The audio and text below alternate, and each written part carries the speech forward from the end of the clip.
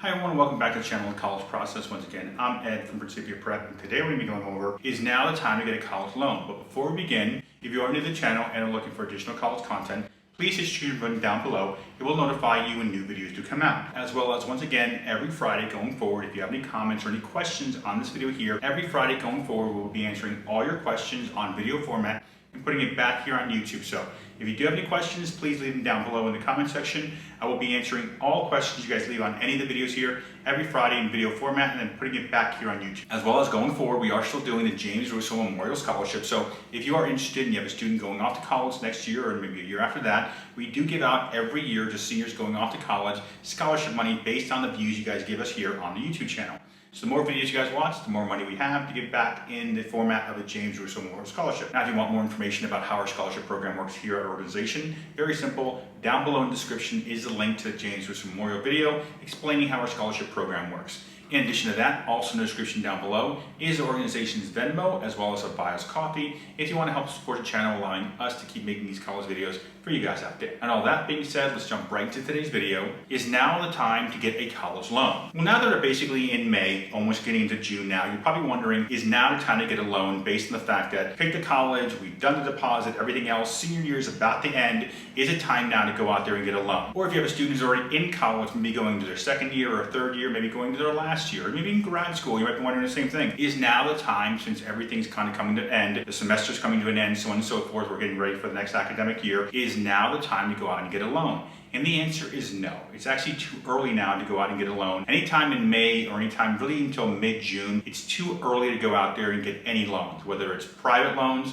through the Sallie Mae's, the SoFi's, Discover, whether it's the state loans through the state of New Jersey like NJ Class or the other loans available statewide, or if you're even looking at the federal loans like the Parent Plus loan, it's actually too early at this point in time. I would not be going out and getting any loan. Now, I know a lot of you out there is thinking to yourselves, well, Ed, I got all the rest of the stuff done. We're getting ready for the next academic year. We want to get the loan part out of the way. When should we start shopping? And the answer is based on a few different factors. But right off the bat, I would not start shopping for any student loans whatsoever until the earliest would be basically the end of June. Typically July 1st, that week, when July basically started, is when I tell most parents, now is the time to go shopping for loans. And let me explain to you why. Right off the bat, you guys haven't even got the bill yet, so you have no idea what the increases will be for the academic year 23-24.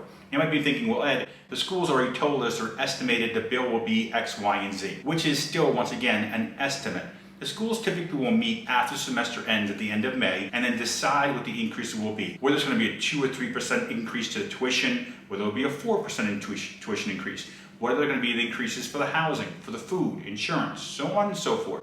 All these different factors aren't done yet. So basically the school hasn't even figured out what their bill is going to be. So one of the main reasons you don't go shopping for loans just yet is because you haven't got the bill. Once you actually get the bill from the college, that's when you start the process of applying for, essentially let's call it shopping for loans out there. Before then, you're kind of just shopping blindly because you think you might know what you need, but you don't know exactly what you need. Once you get the bill showing that amount, which typically once again comes in the tail end of June, that's when you can start shopping around for loans, whether you're going private or state or federal, doesn't matter. There's no rush at this point in time to get the process started.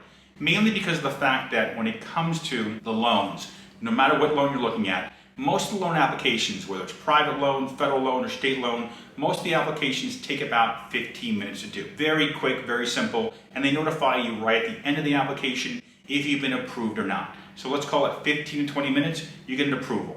Plus the fact that almost every university across the board has until August 1st to get a payment plan in place for fall, or to pay the fall semester, or to get a loan in place to be covered for that academic term and or year.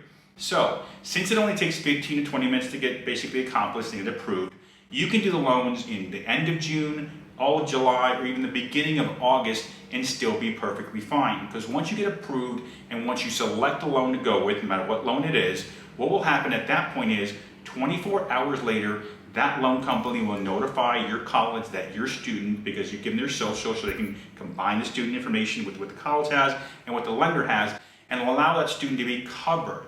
So there's no real rush here. So you have plenty of time. First, we need to get the bill out of the way. Second reason you're not shopping around just yet is because of the credit windows. And let me explain what I mean by this. Many of the lenders out there will approve your loan for typically a 90-day credit window. So let's look at it from this perspective. Let's say at the end of May, I decide, let's say it's May 25th or May 30th or even June 5th, I decide to go out and get a loan. 90 days from now, the loan will actually expire if the school does not certify that loan. Most schools do not certify loans, by the way, basically saying to the lender, yes, send me the money because the student's going here, until about a week or two the student's been in the college, because they're not going to certify loans in the summertime if they don't know the student's going to end up being on campus. I want to be wondering, well, Ed, we already deposited, we're doing the roommate stuff, we're doing everything we can, we're going to be going. I understand all that, but 10 out of 10 students don't always go and end up being at the college.